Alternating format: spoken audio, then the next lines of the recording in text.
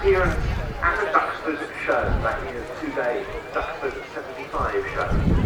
At this early stage, B-17, which had been brought to the UK by a company called World, was not destined to stay on these shores. The idea was that it would be sold on to its owner in the United States.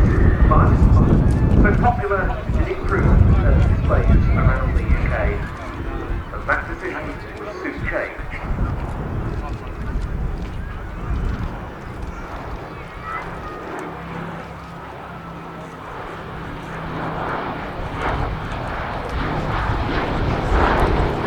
Very rapidly, this B-17 became a fixture on the British air.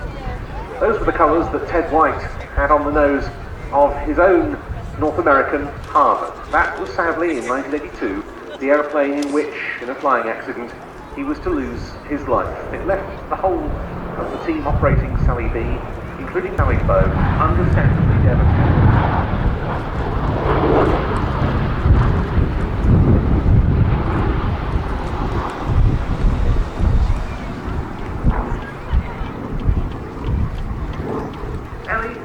Whose surname the aircraft was named Sally B, was, as ever, not to give up. She decided to carry on off his air shows, but also giving memorial flypaths at countless events.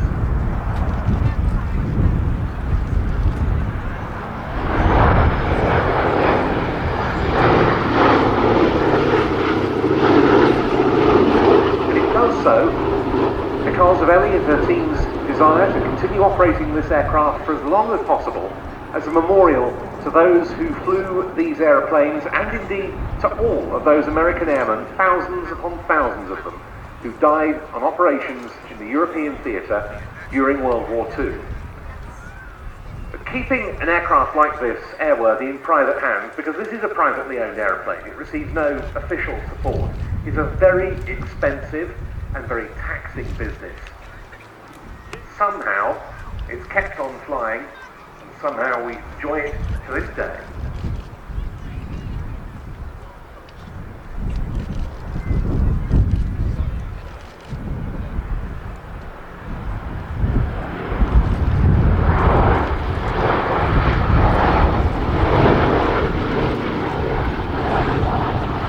It has, of course, been the star of many productions on the big and small flying B-17 left in Europe, and one of a very small handful in the world.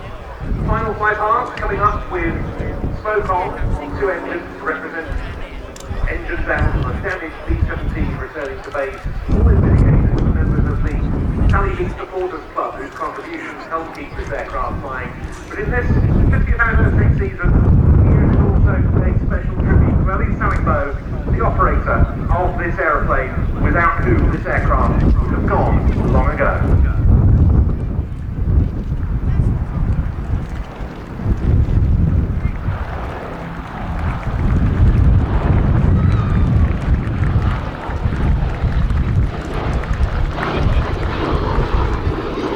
She has behind her a fantastic and highly experienced team of volunteers who we also thank.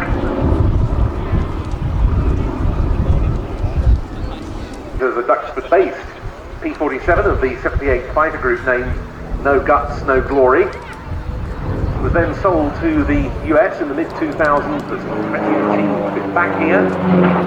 Painted as a 9th Air Force P-47 of the is that great warbird pilot who we're more used to seeing in fighters like the P-47, Pete Kinsey, who's joined the team for this year.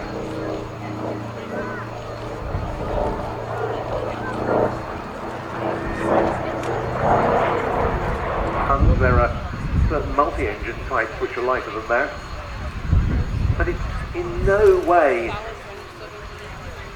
an ill-handling aeroplane, quite the reverse. Everyone I've ever spoken to who's flown this or other people.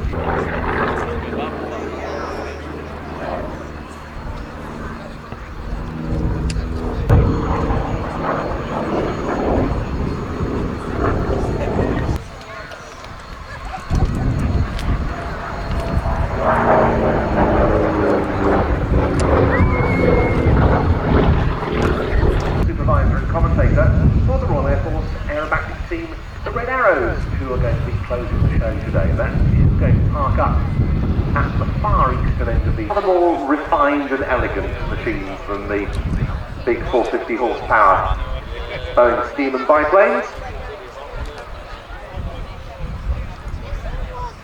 We're talking about